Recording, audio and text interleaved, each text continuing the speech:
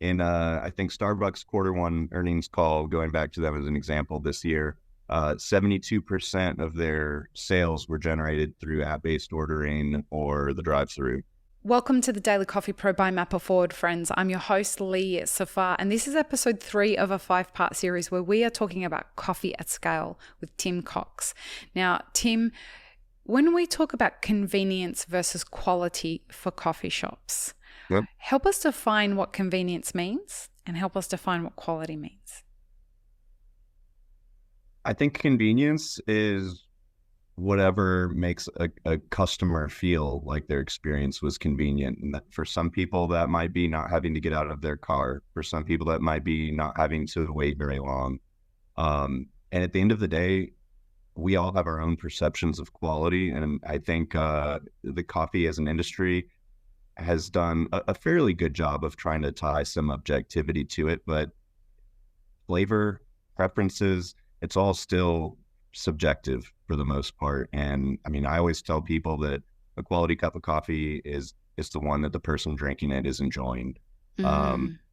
So I think, both of those things at the end of the day are informed by the customer and what works for them and what they prefer. I think, everybody wants to serve the highest level quality of coffee. I used to have my own cafe and I certainly wanted to do that. But I think people overestimate often what percentage of their customer base cares as much as they do or can taste as well as they do. I think people kind of try and guide their businesses as if their customer base is all specialty coffee baristas sometimes. And at the end of the day, that's just simply not the case. You just broke so many certainly, people's hearts, Tim. I know, I'm sorry. Um, certainly you want the quality to be there. But I think at a point there starts to be diminishing returns when you fixate so much on, was your shot to the gram that, this time, or, I mean, maybe that's a bad example, but, people laser focus on all these like nuances of making an espresso. And I think kind of, don't see the forest for the trees sometimes. I read a statistic from some Deloitte research recently that, for 80% of customers right now, they care more about convenience than they ever have since COVID. And that for more than half of those customers, convenience actually matters more than the price and the quality when they decide where they're going to go. And so, I mean, you can agree or disagree that would be your approach. But at the end of the Wow. day, when you're serving customers, it's important to understand what it is that they want. So I think, absolutely focus on quality, focus on training, focus on the actual products that you're using and serving, but not at the expense of being able to deliver that in the context of an experience that the customer is actually desiring. And convenience, often we think about technology, right? We think about the idea that apps help us make a lot of our products more accessible in a more convenient way where people can order from an app and the coffee's ready when they get to the store. And technology plays a lot of the role in convenience, but also convenience can come in the way of communication, I found. And that sometimes convenience can be when you know as a business how to communicate to your customer in the sense, right? Like 100%. I mean, when you say that, it makes me think about reading the flavor descriptors on bags of coffee. 100%. Thank you for going straight And, there. and I'll read a bag and it's like, this Shiny. tastes like a cherimoya. And it's like, we're in the United States and 9 out of 10 people haven't ever heard of a cherimoya. That's not guiding their decision. It's not helpful. Like, it might make your team feel good that at the Yeah. cupping table, they had these really obscure terms to put out there. But I mean, at the end of the day, the reason the word is on the bag is to help somebody make a purchasing decision. And Yeah. people just get kind of silly with that stuff sometimes, I think. And when you look at big brands, right, we're looking at scale. in this series. So the convenience around communication, can we talk a little bit more about that? Because I feel like the attention spans have been hijacked by so many people, like by so many things, whether it's social media apps, whether it be YouTube, whether it be, the noise. I live in Dubai. There's a lot of noise that kind of hijacks your attention. Yep. It can feel too much. So when there's a convenient way of being communicated to by a brand, what do you think that does for a client, for a customer? I think you can make a lot of impact on a customer, especially from an education perspective, and in leveraging how you can communicate conveniently, to your point. And I think, people in coffee often hate to give Starbucks credit for anything. But I think they do some interesting things. Topic like, people will go into a specialty cafe and maybe they wait 10 minutes for their pour over. And a barista is so engaged making that pour over and making sure that they have their water pattern, pouring properly, that they missed out on 10 minutes to actually communicate with their consumer, learn from them and teach them. Whereas I've been through Starbucks drive-thrus where the side of the wall is a mural of the coffee belt and indicates on it, Tropic of Cancer and the Tropic of Capricorn, and this is where coffee grows, and it highlights some of the producing countries. And I think that's a really cool opportunity for consumers to become educated without even realizing that they were, because they see that enough times every day, and now they know where coffee's grown. Or feeling condescended to. 100%. Yeah. I mean, I think, at the end of the day, it hurts to say a little bit as somebody that loves coffee, but I think there's the kind of snobby barista archetype or stereotype for a reason often. and people love to talk about hospitality and how that's at the core of what they do. And I don't think they always act in a way that really exemplifies that that's at the core of what they're trying to do, unfortunately. And that leans into quality as well, right? Like the quality of our communication, not just the convenience of our communication, but the quality of our communication is a part of the product when it comes to hospitality. And I think that we often miss that, whether we're communicating verbally, whether we're communicating on the wall, whether we're communicating on the bag. The quality of the communication that we've got is often a part of the product that we seem to dismiss the level of impact that it could have in the sales process. 100%. And I think part of that is understanding what information a particular customer in an interaction actually is open to or wants to know. I think usually customers will do a good job of letting you know if they want to know that or not. When I used to train baristas, I would tell them, you need to be the expert. You need to know everything about this product that there is to know. And then you need to be prepared to tell that to almost nobody. Because, a mom so taking true. a kid to school in the morning that's, she didn't get good sleep last night and she's just trying to wake up with their cup of coffee, might not be that interested in learning about a microclimate in Antigua this morning. A lot of customers are, and they'll ask questions that let you know that that's the experience that they want. So I think that's kind of, just going back to convenience can be different for different customers, and the appropriate communication can be different for different customers. Tell me, do you think convenience trumps quality or quality trumps convenience? I mean, as a coffee drinker, I feel like my answer is always going to be quality. But I've paid a lot of money for a lot of fancy coffees at cafes that were underwhelming. That I think at the end of the day, if I can just know that I'm going to get a pretty decent baseline level of quality, without having to go too far out of my way, that I'm probably at a point in my life now where I would choose that. I think if I really want to try some crazy coffee, I'm probably going to make it at home. I'm probably leaning a little more towards convenience these days. And I think a lot of people are. I mean, in I think Starbucks Q1 earnings call, going back to them as an example this year, 72% of their sales were generated through app-based ordering or the drive-through. Friends, World of Coffee Dubai is back in 2024, and I am proud to announce that the Daily Coffee Pro by Mapper Forward will be the official podcast partner for World of Coffee Dubai for the second year in a row. The Roasters Village will be a one-of-a-kind destination for all things coffee. As an exhibitor, introduce your artisanal roasts to an international audience and gain valuable insights from their perspective.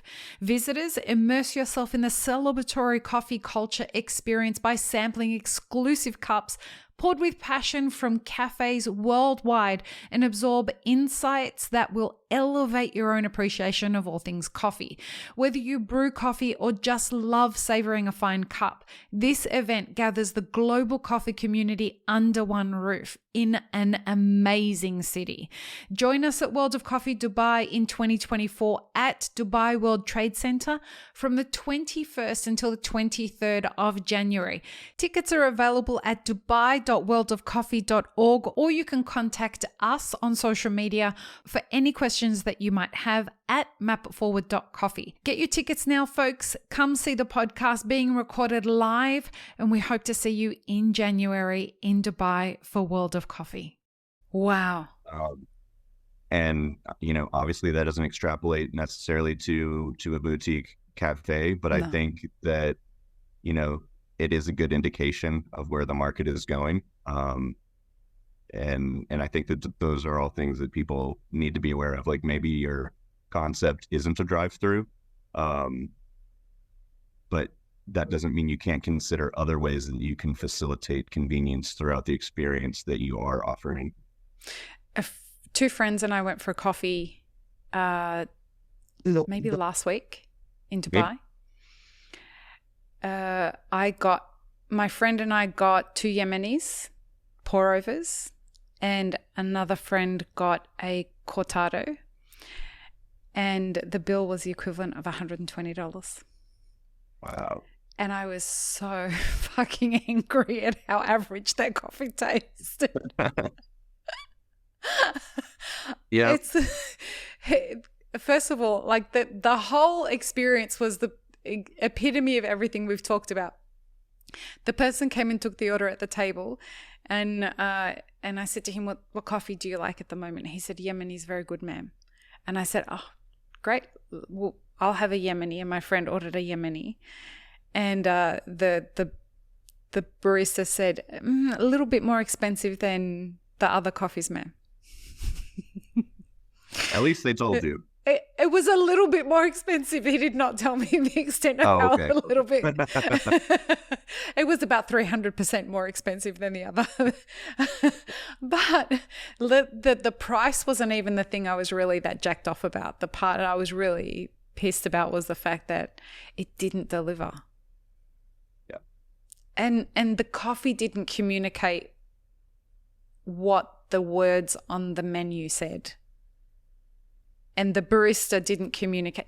All of it was a mismatch. And so then you know that you're not going in there for a convenient experience, and then you kind of get disappointed by that whole experience. You feel like you wish you hadn't spent $120 on 3 coffees, even when you were going to be okay with spending $120 on 3 coffees. But it's a treat, right? Nobody goes and spends $120 on 3 coffees every day. It was a treat for a special occasion for us.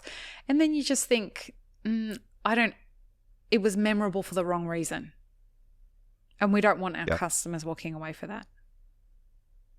Yeah. I mean, I think that, to your question earlier of convenience and quality, you've got to at least do one of them really well. Really well. There's a place for everything.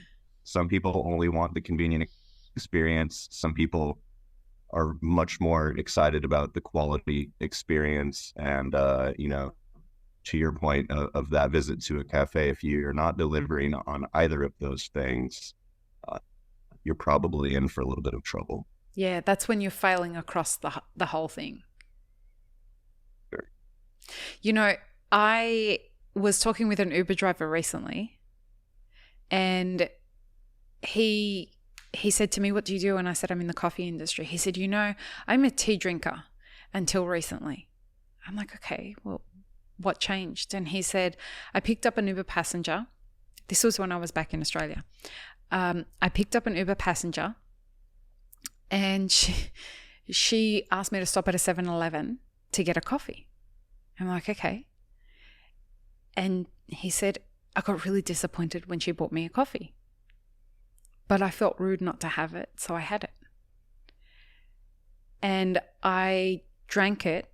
I asked her to go and get me some sugar. I put 4 sugars in it. And then I realized the next day I got up and I was craving another one of these coffees. And I've had one every day since then."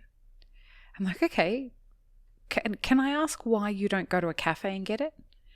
And he said, "Well, because it's $1.99, first of all. It's convenient, second of all. And third of all, I don't get judged for my 4 sugars at 7-Eleven, but I do get judged at a cafe." That experience delivered for him on every single level.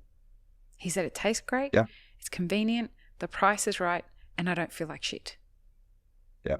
I love hearing things like that because, obviously if you're going to like a convenience store, it's in the name, convenience. Yeah. And that's the primary motivating factor for most people to be going there. But when you see companies and segments like that, especially at scale, invest in even elevating the quality, just tiny incremental levels, the impacts that has on the market and on customers, those ripple effects really, they make so much of a difference.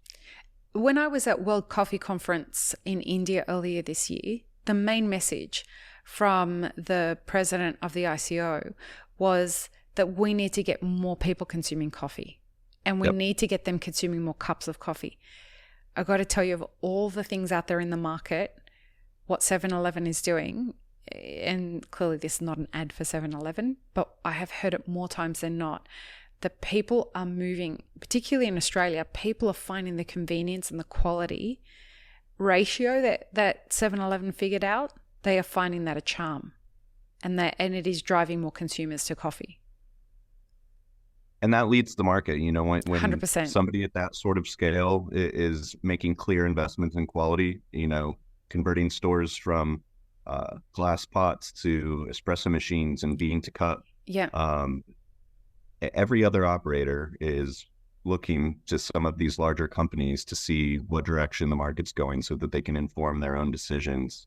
And I think, you fast forward 5 years, a couple of these brands started making these steps, and then a few years down the road, convenience coffee is so much better than it was 5 years prior, and that opens up the market for more of those people to transition to specialty cafes as well that might have never, to the point of your Uber driver, he wasn't even a coffee drinker, so he's obviously not going to convert to going to specialty cafes. Maybe he will, maybe he won't now, but it's another person drinking coffee, and that I think we said it in the first episode, but a rising tide lifts all ships, and I truly believe that's accurate. Yeah. In the next episode, we're going to talk about the approach or the mindset of running a business, and when running a business in coffee is actually a business versus when it's actually just an expensive hobby. And I think that the convenience model is something that could be a real game changer for people who want to shift things more in the direction of a business rather than an expensive hobby. So join us for the next episode, folks. Peace, love, and peanut butter. Have an amazing rest of your day. Thanks, friends. If you enjoyed this video, here's what you should check out next. Consider supporting Map It Forward on Patreon, and be sure to subscribe and hit the notification bell before you leave.